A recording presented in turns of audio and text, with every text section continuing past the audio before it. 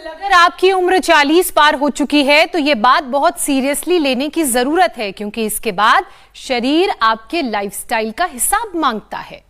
और ऐसे में जिंदगी की बैलेंस शीट ना बिगड़े, इसके लिए आज से ही कुछ बातों पर अमल करना जरूरी है। और सबसे पहले अपने घर और दफ्तर में दोनों जगहों पर नो एंगर जोन वाला ये पोस्टर लगा लीजिए, क्योंकि गुस्सा उम्र को छोटा करता है। इस पोस्टर से फायदा आपको यह मिलेगा कि सिर्फ आप ही नहीं बल्कि आपसे मिलने आने वाले भी बातचीत में पेशेंस रखेंगे। कम बोलिए, सोच समझकर बोलिए और अपने पीस को प्रोटेक्ट करने की शुरुआत आज से ही कर दीजिए, अभी से कीजिए। दूसरा मंत्र, प्यास लगने पर नहीं, बिना प्यास लगे ही पानी पीजिए। हर रोज कम से कम 2 लीटर पानी पीना जरूरी है। आपकी बॉडी का सबसे सस्ता इलाज है ये। और इसके साथ खाने का भी ख्याल रखिए, माइंडफुल ईटिंग कीजिए। ईट टू लिव नहीं, not live to eat. Carbohydrate कम, प्रोटीन ज्यादा, खासकर रात में 2 हफ्ते मीठा बंद करके तो देखिए। और सबसे जरूरी बात इस शो की, तो आज जिंदगी सबको स्वामी जी लंबी चाहिए, सेहतमंद चाहिए, लेकिन क्या क्या करना पड़ेगा जरा ये भी बताइएगा। प्रणाम स्वामी जी। लंबी जिंदगी चाहिए, लंबी हाइट चाहिए, अच्छी आईसाइट चाहिए, अच्छा दिमाग चाहिए, अच्छा दिल चाहिए, स्वस्थ तन के लिए, स्वस्थ मन के लिए, स्वस्थ जीवन के लिए, लंबी उम्र के लिए और हेल्दी उम्र के लिए लॉन्जिविटी भी चाहिए। और लॉन्जिविटी में ऐसा नहीं कि आयु तो लंबी हो गई, लेकिन बीपी के साथ, शुगर के साथ, लिवर किडनी फेलियर के साथ, बस ऐसे बैकसाखियों पर चल रहे हैं। लीवर के लिए लिवर ट्रांसप्लांट करा लिया, किडनी के लिए डायलिसिस, फिर किडनी ट्रांसप्लांट हो गया, हार्ट में भी छेड़छाड़ कर ली, उसमें एंजियोप्लास्टी कर दी, बाईपास कर दी, स्टेंट लगवा दिया, पेसमेकर लगवा दिया। इसके साथ जिंदगी को लंबा नहीं करना है। यहाँ देखो मेरे साथ कितने प्यारे प्यारे बच्चे हैं। ये तो सूर्य नमस्कार को भी पूरे सलीके से कर रहे हैं बच्चे। इनकी सूर्य नमस्कार करने की स्थिति भी बड़ी गजब है। करो बेटी। 60 की उम्र पार करने वालों की जो संख्या है वो लगातार घटती जा रही है। हार्ट डिजीज, डायबिटीज, बीपी जैसी लाइफस्टाइल की जो बीमारियां हैं 40 की उम्र के बाद ये तेजी से लोगों में बढ़ रही हैं। अब ऐसे में 40 पार करते ही किन किन संकेतों को, ऐसे संकेत जो बॉडी हमको दे रही होती है, हमारा शरीर हमसे कह रहा होता है और हम दुनिया भर के शोर में उन आवाजों को नहीं सुनते जो हमारा शरीर हमसे कह रहा होता है। तो स्वामी जी, अलर्ट कैसे होना है, वो संकेत क्या क्या हैं जो बॉडी हमें दे रही होती है? ये एकदम आपने ठीक की। बॉडी से एक सिग्नलिंग होती है, वो intracellular signalling, intracellular signalling, cell पे होता है। एक एक सेल में 30,000 तो जीन्स है, उसके अंदर जो है पूरा 37 ट्रिलियन सेल से सिग्नलिंग आती है। फिर पूरे बॉडी में सिग्नलिंग आती है कि भाई संभल जाओ, ओबिसिटी तो दिख ही जाती है, भूख नहीं लगती अच्छे से, नींद अच्छे से नहीं आती, गैस कब्ज एसिडिटी होती है, कुछ सिग्नल तो सभी को दिख जाते हैं। वात बढ़ता है उसका भी सिग्नल आता है, दर्द बढ़ जाता है, कब बढ़ जाता है तो खांसी आदि हो जाती है, पित्त बढ़ जाता है तो थोड़ा एसिडिटी आदि हो जाती है, और बैलेंस बिगड़ता है तो अब व्यक्ति लड़खड़ाता भी है, कई बार चक्कर से आते हैं। तो ये कुछ सिग्नलिंग है। बाकी कुछ सिग्नलिंग जो है ब्लड टेस्ट से, कुछ सीटी स्कैन से, एमआरआई से पता लगती है। तो आजकल तो ये भी हो गया है कि भाई देखो, आपको हेल्दी लाइफ जीनी है तो कम से कम साल में एक बार फुल बॉडी टेस्ट करा लो। अच्छा, कुछ लोग सब करवा लेते हैं, टेस्ट भी करा लेते हैं, पता लग रहा है बीपी बढ़ा हुआ है, शुगर बढ़ा हुआ है, कोलेस्ट्रॉल बढ़ा हुआ है, पता लग रहा है कि जो है अब शरीर से अच्छे संकेत नहीं आ रहे हैं, इम्यूनिटी बहुत कमज़ोर हो गई है, फिर भी जो है वो हमारे साथ भाग दौड़ करना शुरू नहीं करते। सुबह सुबह हम बताते हैं भैया थोड़ा बहुत हमारे साथ जॉगिंग कर लो, थोड़ा दंड बैठक लगा लो, थोड़ा जो है ये आपसे एडवांस योग ना हो तो कोई बात नहीं है। ये तो यहाँ पर छोटी छोटी बेटियाँ कर रही हैं। यहाँ तो हम पहले तो बहुत ही छोटी उम्र से 3-5 साल से लेते थे, लेकिन अब हमने 4 साल से बच्चों को लेना शुरू किया पतंजलि गुरुकुलम में। इनके लिए तो अब कोई भी हेल्थ चैलेंज है ही नहीं। ये तो ऐसे ऐसे चैलेंज दे रही हैं कि उससे देश की बेटियां स्वावलंबी आत्मनिर्भर बन रही हैं, वो वीरांगना बन रही हैं। तो देखो, जो भी सिग्नलिंग आती है, जब आपको जरा सा कमर में दर्द शुरू होता है, गर्दन में दर्द शुरू होता है, तभी संभल जाओ, नहीं तो cervical spondylitis, pain slip disc स्टैटिपा, लोमोस्पॉन्डिलाइटिस, पेन एंकोलॉजिंग स्पॉन्डिलाइटिस, स्क्लेरोसिस, पता नहीं कैसे कैसे दर्दों से गुजरना पड़ेगा। जरा सा संकेत आए ना तो तुरंत संभल जाना चाहिए और इंतजार नहीं करनी चाहिए कि जब बहुत बीमारी बढ़ जाएगी तब देखेंगे। इग्नोर करते रहते हैं हम, जरा सा वेट बढ़ा, ये इग्नोरेंस क्या स्वामी जी, बढ़ते कब फिर जो है 1-1.5 क्विंटल को हो गए। कल आपने जो मोटा व्यक्ति दिखाया वो तो मेरे को आज सपने में भी दिखा।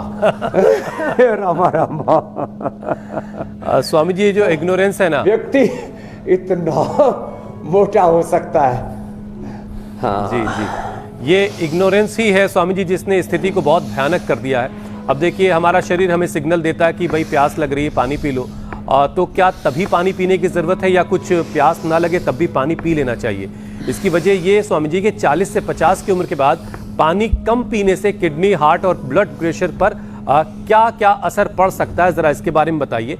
और क्या ये बात वाकई सच है कि रोज़ कम से कम 2 लीटर अगर पानी कोई पी ले तो लंबी उम्र की नींव यहीं से पड़ने की शुरुआत हो जाती है? ये एकदम ठीक कहा आपने। करीब राजमा के आकार की हमारी जो किडनी है पूरे बॉडी के ब्लड को फिल्टर करती है बेचारी। करीब 200 लीटर ब्लड रोज फिल्टर करती है। शरीर में जितने आवश्यक तत्व हैं, न्यूट्रिशंस हैं, उसको वो अंदर रख लेती है और जो भी शरीर की गंदगी उसको छान करके बाहर कर देती है। तो किडनी की रूपी छन्नी भी हमारी अच्छी रहे, वो उसके अंदर बहुत तरह की एक्टिविटीज़ होती हैं और सैकड़ों प्रकार के मिनरल्स, विटामिन, न्यूट्रिशंस को शरीर के अंदर रखना और फिर जो है सारे टॉक्सिन्स को बाहर निकालना।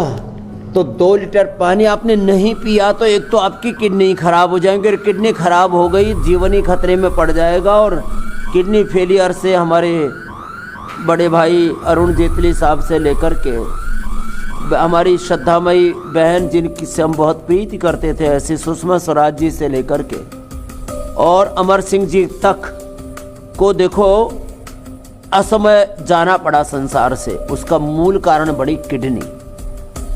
तो मैं ये थोड़े बड़े एग्जाम्पल इसलिए लोगों के सामने रखता हूँ। आजकल लोगों का एक तरफ बीपी बढ़ रहा है, दूसरी तरफ शुगर बढ़ रहा है, तीसरी तरफ पानी कम पी रहे हैं, और जितने भी सिंथेटिक दवाएं, जितने भी विटामिन, जितना भी सिंथेटिक फूड और जो भी हम कचरा खा रहे हैं, उसका सबसे बुरा असर 2 ही चीज़ों पर पड़ता है, एक लिवर पर, दूसरा किडनी पर। इसलिए पानी पीना तो बहुत ज़रूरी है। इसके साथ 3 चीज़ों पर और ध्यान दें। रोज मंडूकासन, पवन मुक्तासन भी करना है, लीवर के लिए, किडनी के लिए, पेट के लिए बहुत ज़रूरी है। मूली ज़रूर खाएं। आजकल गाजर, मूली बहुत मिल रहे हैं। गाजर और मूली सलाद के तौर पर भी खाएं, इसकी सब्जी भी बनाकर खाएं। मूली की पत्ते और मूली का जो हरे के साथ जो सफ़ेद वाला पार्ट, दोनों, मूल भी और पत्ते भी, दोनों ले लिए। मूली की भाजी बनाकर खाएं, और जिनको ज़्यादा दिक्कत हो जाती है हम तो उनको मूली का जूस तक पिला देते हैं। गाजर, मूली, आंवला आदि का जूस ही पिला देते हैं। तो जिनको किडनी की को बहुत अच्छा रखना है वो लौकी की सब्जी और इसकी मूली की सब्जी, भाजी और जौ का आटा, और हो सके तो सप्ताह में 1 बार नीम और पीपल के पत्तों का रस और पी लिया। हरा धनिया भी बहुत अच्छा होता है किडनी के लिए, क्रिएटिनिन और बढ़ा हुआ उससे कम हो जाता है।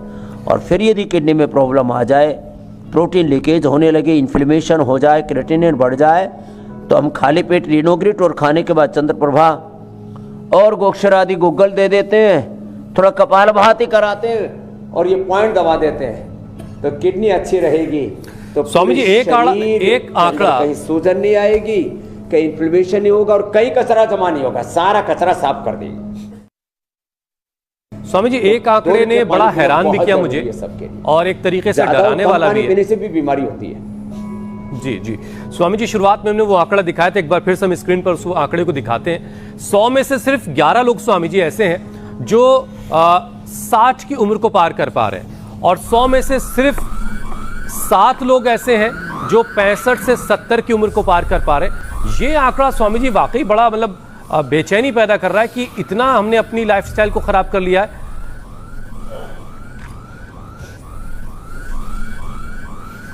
ओहो, और ये पूरी दुनिया के एतबार से है स्वामी जी। लाखों लोगों की उम्र 100 से ऊपर है।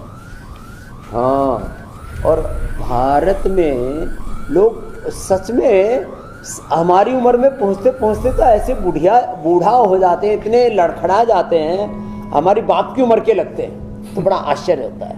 हमको बोलते हैं बाबा जी आप तो 25-30 ही के लग रहे हैं। मैंने कहा अपना हाल बताओ। बोला हम तो जो है 60 में पहुंचते ऐसे लग रहे हैं जैसे सो के हो रहे हैं और अभी माला टंगने वाली और दीपक जलने वाला है फोटो के सामने। जीवन का दीप जला रहे हैं। इसके लिए लोगों को थोड़ा थोड़ा चेंज करना पड़ेगा। 2 लीटर पानी पीना पड़ेगा। 2 वक्त का खाना अच्छा खाएं। सुबह तो थोड़ा सा बस फल अंकुरित आदि ले लें, दोपहर को पूरा खाना खा लें, शाम का जो खाना है वो बहुत थोड़ा खाएं, हल्का खाएं, या दूध पिएं या फल ही ले लें या सब्जियां ज़्यादा खाएं, और वो भी 7 अधिकतम 8 बजे तक ले लें। इतना तो कर ही सकते हैं। वैसे तो हम सूर्यास्त से पहले वाले जो है भोजन को सर्वश्रेष्ठ मानते हैं। तो खाना भी गड़बड़। एक तो खाना जो आ रहा है ना थाली में, उसमें यूरिया, डीपी, फर्टिलाइजर्स, इंसेक्टिसाइड्स, माने जो शाक सब्जियां फल आ रहे हैं, दूध आ रहे हैं, सफ़ेद लग रहा है दूध, लेकिन वो सफ़ेद जहर आ रहा है। इतने उसमें जहर मिले हुए, पानी में इतने ज़्यादा पॉल्यूशन है, हवा में इतनी ज़्यादा पॉल्यूशन, फिर रेडिएशन, रही सही कसर हम ही खुद पूरी कर देते हैं। चारों तरफ से इतना पॉल्यूशन, इतना सब कुछ हम अंदर अपने भीतर कंज्यूम करते रहते हैं, वो सारा कचरा अपने भीतर खतरा बन जाता है। तो एयर, वाटर, सोयल सब कुछ पॉल्यूटेड, फिर रेडिएशन, पॉल्यूशन, एडिट्रेशन, और इन सब के बीच में आपको लंबी उम्र चाहिए तो आपको रोज तो 7:56 पर इंडिया टीवी लगाना है। इससे आपकी लॉन्जिविटी बढ़ेगी, इम्यूनिटी बढ़ेगी, बीमारियों से बचेंगे, और अच्छा खाना, अच्छा पीना, अच्छा जीवन जीना, इसके प्रति एक जागरूकता पैदा होगी। ये बहुत ज़रूरी है। और फिर आहार पीने के साथ, पानी के साथ, स्वामी जी मैं तो सोच रहा हूँ है ना, कुछ वक्त पहले तक हम देखा करते थे बड़े बुजुर्ग जो है अपने नाती पोतियों की शादी करते थे, पोती पोता की शादी करते थे, उनके बच्चों को खिला रहे होते थे। अब तो खुद अपने बच्चों की शादी करने तक की नौबत होगी कि नहीं होगी, ये भी बड़ा संकट है। खैर, अगर आप सब ये चाहते हैं कि आप अपने बच्चों की शादी करें, उनके बच्चों को खिलाएं अपनी गोद में, उनको ये जिंदगी में मौका मिले, तो अपने पर आज से ध्यान देना शुरू कर दीजिए। स्वामी जी, आज सबसे बड़ी समस्या यही सेडेंटरी लाइफस्टाइल है। ऑफिस, टीवी, मोबाइल, इन सारी चीजों ने एकदम से सबको लेजी बना के रख दिया, बिल्कुल से आलसी बना के रख दिया। और ये 40+ के बाद शरीर को एक्टिव मशीन बनाए रखने के लिए योग तो बहुत जरूरी है, फिजिकल एक्टिविटी कितनी जरूरी है, ये एक बार फिर से जरा लोगों को समझाइए, और जरूरत पड़े तो थोड़ा सा कान भी पकड़ लीजिए, ताकि जो ये तमाम सारी बीमारियां लिए लोग घूम रहे हैं, ये कुछ तो होश में आए। हाँ, ये लोगों को ना थोड़ा फटकार लगानी इसलिए ज़रूरी होती है कि लोग इतने आलसी हो गए, मतलब अब थोड़ी सी ठंड क्या बढ़ी, रजाई में पड़े हुए। मैं कहता हूँ भाई उठ करके दौड़, जरा रजाई कंबल छोड़, जरा जोगिंग कर ले, थोड़ा दंड बैठक लगा ले, और कुछ नहीं तो बैठा बैठा चक्की घुमा ले, कुछ तो कर। शरीर तो एक मशीन की तरह है, उसके अंदर के पुर्जों में जंग लग जाएगी, भीतर गतिशीलता नहीं रहेगी तो ब्रेन स्ट्रोक हो जाएगा। कितने लोगों को, सबसे ज़्यादा इस समय ये जो दिसंबर जनवरी का महीना है, हॉस्पिटल के आईसीयू भरे रहते हैं, ब्रेन स्ट्रोक हो रहा है, हार्ट अटैक हो रहा है, क्योंकि नसें सिकुड़ जाती हैं, और उसमें उनको ऐसा लगता है उन्होंने रजाई कंबल गर्म कर रखा अंदर से।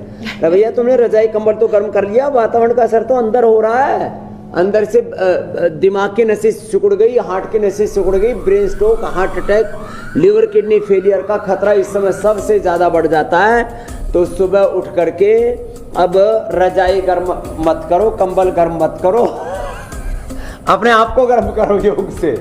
देखो इन बच्चों ने कितना अपने आप को साध रखा है। यहाँ छोटे छोटे बाबू हमारे, ये 5-7 साल के योगी हमारे, हम चौथी कक्षा से एडमिशन ले लेते हैं और जो है फिर इन बच्चों को इतना समर्थ बना देते हैं। ऐसे सब अपने बच्चों को समर्थ बनाओ, खुद भी समर्थ बनो। जो है कम से कम संकल्प ले लो आज कि आधा घंटा योग अवश्य करना है।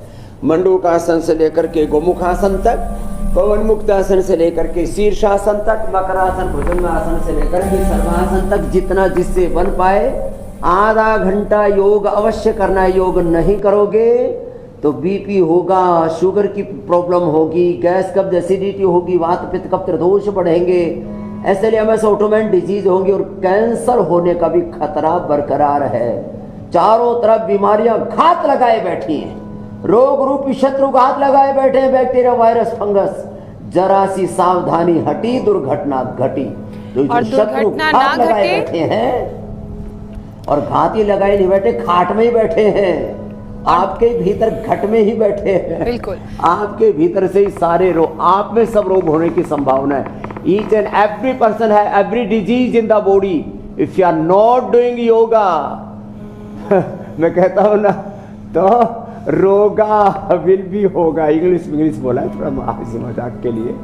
तो you follow yoga in daily life. योग डेली लाइफ में नहीं होगा तो रोग तो आ जाएगा। जी मेरी बहन ज्योत्सना। स्वामी जी, और अगर लोग चाहते हैं कि दुर्घटना ना घटे उनके शरीर के साथ, तो योग को, प्राणायाम को और अच्छा खाना खाने को अपना लाइफस्टाइल बनाना पड़ेगा।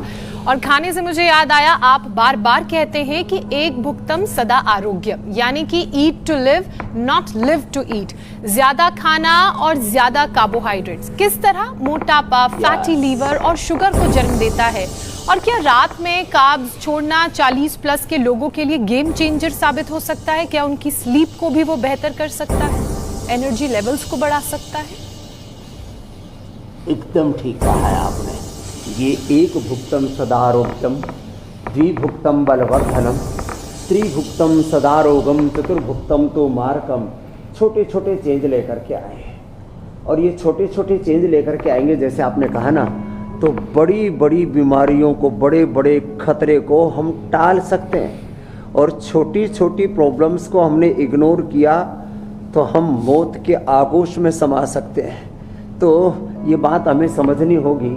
तो ये जो मोटापा बढ़ रहा है, बीपी शुगर तो थोक में हो रहा है। घर शायद ही भारत का कोई घर बचा हो जिस परिवार में एक भी व्यक्ति ना हो ब्लड प्रेशर का, शुगर का, थायराइड का, कोलेस्ट्रॉल का, ओबेसिटी से परेशान ना हो, ओवरवेट, अंडरवेट, कुछ ना कुछ ये गड़बड़ झाला हो रहा है। और इसका मूल कारण यही है कि एक तो हमने योग को अपने जीवन से हटा दिया, योग विमुख हो गए, लेस फिजिकल एक्टिविटी, फिर अनहेल्दी ईटिंग, अनहेल्दी थॉट्स, खराब चीज़ों को कंज्यूम करते रहते हैं। और चारों तरफ मैंने कहा ना, रेडिएशन, पोल्यूशन, हवा, मिट्टी, पानी, तो सब हमने खुद अपने हाथों से ही बर्बाद किया है। तो इन सब के बीच में भी हमें स्वस्थ रहना है, लंबा जीवन जीना है, स्वस्थ जीवन जीना है, सुखी जीवन जीना है, प्रसन्नता के साथ जीवन को एक उत्सव की तरह जीना है। तो फिर तो थोड़े थोड़े चेंज करने ही पड़ेंगे। एक तो आधा से 1 घंटे का योगाभ्यास सुबह सुबह, एक तो ये करना, और उसमें भी पूरे विधि विधान के साथ। अब जैसे ओबेसिटी है तो अर्धहलासन, पादवृत्तासन, द्विचक्रिकासन, बैठ करके कोणासन, चक्रियासन। लीवर किडनी की प्रॉब्लम है, बीपी शुगर की प्रॉब्लम है तो लेट करके पवन मुक्तासन, बैठ के मंडूकासन, कम से कम 2-3-5 आसन, 2-3-5 प्राणायाम और 2-3 छोटे छोटे कुछ घरेलू उपाय हम हर बीमारी के बारे में बताते हैं। आपने भी बात की मोटापा की, तो मोटापा के लिए देखो, लोगों को अभी जैसे ठंड है तो लौकी का, पेठे का सूप बना करके पी लिया, टमाटर का सूप बना के पी लिया। लौकी में थोड़ा सा टमाटर डाल दो ना, लौकी पेठे में थोड़ा सा, उसमें हल्दी, थोड़ी सी अदरक, थोड़ा सा लहसुन डाल दिया, लो, न वेट बढ़ेगा, न कोलेस्ट्रॉल बढ़ेगा, न बॉडी में कोई इन्फ्लेमेशन रहेगा, पूरा शरीर डिटॉक्स हो जाएगा। भीतर से शरीर को डिटॉक्स करने के लिए संक प्रक्षानुकूलन थेरेपी, बस्ती के साथ साथ गोखरू बड़ा अच्छा होता है। ये जो लौकी हम बताते हैं, लौकी का जूस या लौकी का सूप, और गोधन अर्क किसी ने ले लिया, ये तो ओबेसिटी से लेकर के शरीर में गांठें हों, वात पित्त कफ दोष हो, या किसी भी प्रकार का कोई इन्फ्लेमेशन हो, अंदर तक पूरे चर्म रोग हो, पूरे शरीर को ओबिसिटी हो, पुराना कॉन्स्टिपेशन हो, पायस फिसर फिस्टुला, पूरे शरीर को अंदर से धोने के लिए ज़रूरी है। तो ओबिसिटी के लिए 3 अभ्यास बातों में हमने बता दिए, और मेरुदंड के लिए मर्कटासन भी करा दिया। ये पवन मुक्तासन सबके लिए ज़रूरी है। और ये बीपी, शुगर, थायराइड जो थोक में हो रहा है लोगों को, स्वामी जी बीपी के लिए तो मुक्तावटी, बीपी ग्रिट, शुगर के लिए मधुनाशिनी, मधुग्रिट, और लौकी का जूस बीपी के लिए, कोलेस्ट्रॉल के लिए, हार्ट के लिए, और खीरा, करेला, टमाटर का जूस। अब ये छोटे छोटे संशोधन कर लेना, कोई छोटे छोटे अपने जीवन में चेंज ला करके हम बड़ी बड़ी समस्याओं को हमेशा के लिए टाल सकते हैं। अलविदा शुगर, अलविदा बिल्कुल, बिल्कुल। अलविदा ओबिसिटी। ये लेकिन स्वामी जी मैं देख रहा हूँ घर में देखना चाहते हैं कि रोग मुक्त जीवन का ये पूरा का पूरा हमारी इस सोसाइटी में जो संसाधन जिस तरीके से लोगों के पास आए हैं, उसने एक तरीके से उनको कुदरत की मिजाज के खिलाफ ला करके खड़ा कर दिया है। जैसे कहते हैं ना कि ज़रा सा कुदरत ने क्या नवाजा, कुदरत के खिलाफ ही एक जंग सी छेड़े बैठे हैं। बड़ी बड़ी गाड़ियाँ भी हैं, दोपहिया गाड़ियाँ भी हैं, ज़रा 100-200 मीटर जाना है तो बस गाड़ी का कान ऐठा और पहुँच गए साहब वहाँ तक। अब घर से नीचे जाना है, लिफ्ट ले ली, एस्केलेटर लगे हुए जगह जगह। अब जो शरीर का नेचुरल मूवमेंट है स्वामी जी, वो खत्म होता जा रहा है। तो क्या स्वामी जी वाकई पैदल चलना, सीढ़ियों पर चढ़ना, साइकिल चलाना, ये सारी चीजें सचमुच हार्ट, जोड़ों और उम्र को बढ़ाने के लिए कारगर होती हैं? और अगर कारगर है तो ये लोग समझ क्यों नहीं पा रहे? एकदम आपने ठीक कहा। तो लोगों को ना ये चीज लाना पड़ेगा कि यदि आप सीढ़ियों से चढ़ के जा सकते हैं।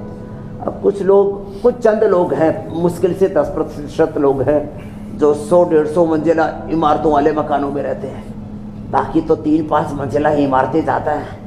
सब लोग सीढ़ियों से चढ़ करके जा सकते हैं, लेकिन जैसे आपने कहा लिफ्ट है ना, बटन दबाया, छट से ऊपर पहुंच जाएंगे। जितनी देर में लोग लिफ्ट से ऊपर पहुंचते हैं, उससे जल्दी हम लोग सीढ़ियों से पहुंच जाते हैं। मेरे साथ सुरक्षा वाले, जेड सुरक्षा वाले, सीआरपीएफ के जवान भी उसमें साथ में दौड़ते हुए पहुंच जाते हैं। लोग बाद में पहुंचते हैं जो लिफ्ट से आते हैं। तो थोड़ा थोड़ा चेंज कीजिए भाई साहब। अब लिफ्ट छोड़िए, सीढ़ियों से चलिए, गाड़ी छोड़िए। जीवन है कौड़ियों का, गाड़ी है, बंगला है करोड़ों का, बैंक बैलेंस करोड़ों का, जीवन कौड़ियों का भी नहीं रहा। इतनी बुरी हालत हो गई है, जीवन को हमने जर्जरित कर दिया, तबाह कर दिया। खुद को हमने संकट में, मुसीबत में डाल रखा है।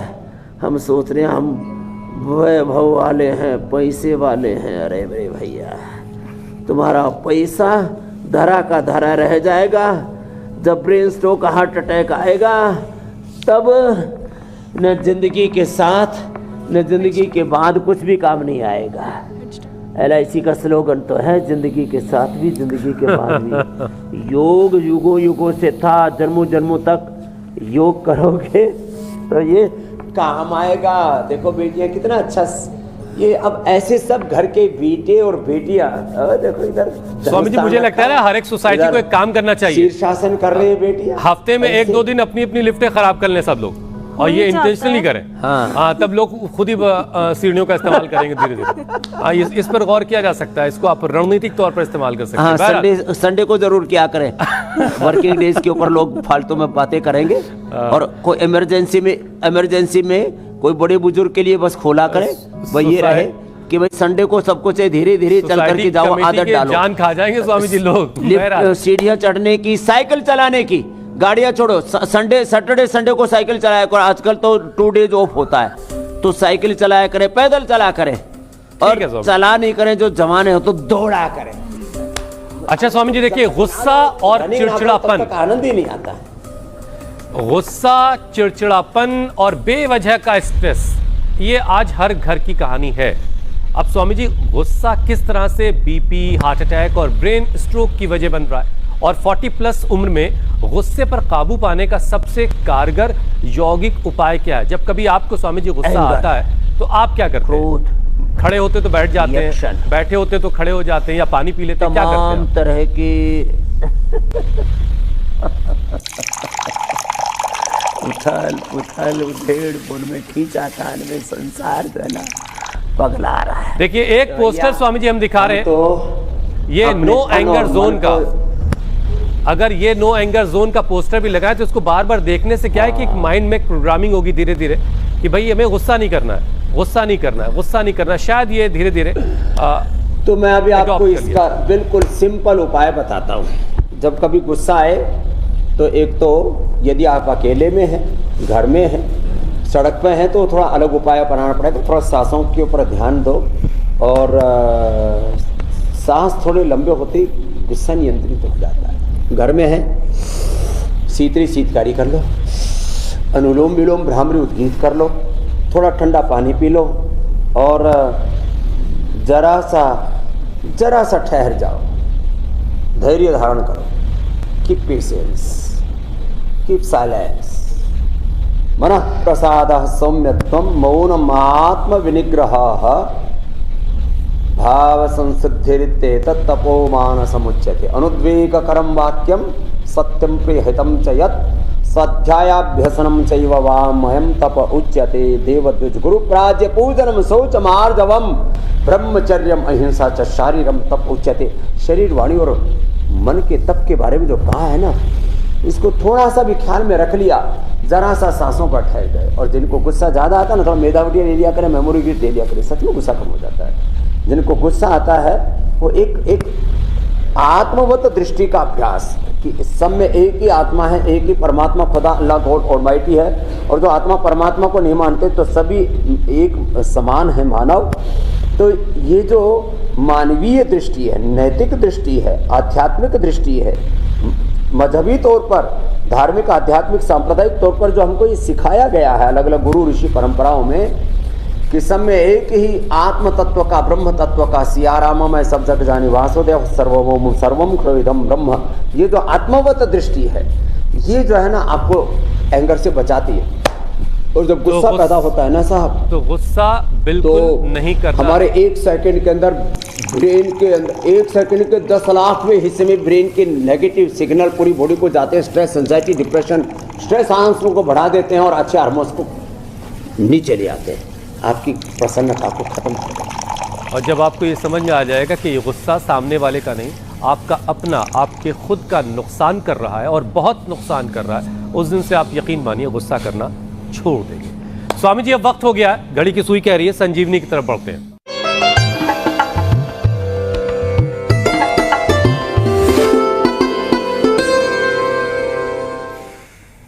स्वामी जी आज की संजीवनी का वीडियो आया है महाराष्ट्र के नागपुर से। अनुराधा गोरे ने यह वीडियो हमें भेजा है। नमस्कार, आज मैं आपको अमरूद के पत्तों के फायदे बताने जा रही हूँ। अमरूद के 2-3 पत्ते सुबह खाली पेट खाने से गैस, कब्ज, एसिडिटी और पेट के सभी विकार दूर हो जाते हैं। इससे शुगर नॉर्मल होती है, चेहरों की झुर्रियाँ और मुहासे दूर हो जाते हैं। मसूड़े, इसके पत्तों को चबाने से मसूड़े पक्के हो जाते हैं और अमरूद के पत्तों से गंडूश भी दूर हो जाता है। अमरूद के पत्तों का आप काढ़ा भी बना सकते हैं।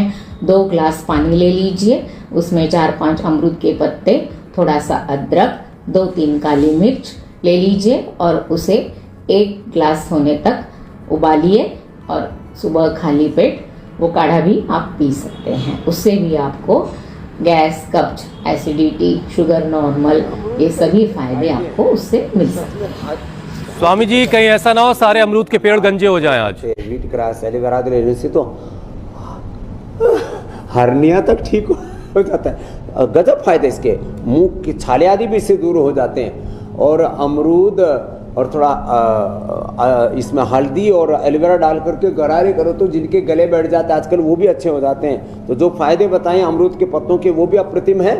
और भाई अमरूद के पत्ते बस ज़्यादा छोटे पेड़ के मत तोड़ना, बड़े वाले के तोड़ लेना और बाकी अमरूद भी खा लेना, उससे पेट की गैस, कब्ज, एसिडिटी भी पूरी परमानेंट ठीक हो जाती है। धन्यवाद। ऐसे ही रोज संजीवनी भेजते रहें और योग आयुर्वेद की संजीवनी पीते रहें। और अब उपचार के बाद समाचार आपको बताना होगा, लेकिन 7:56 हमारे साथ योग करते रहें। 56 में भी 55 में भी आपका बचपन बरकरार रहेगा और आप 100 साल शतायु जरूर होंगे, ये मेरी गारंटी है सबके लिए। धन्यवाद। बहुत बहुत शुक्रिया स्वामी जी।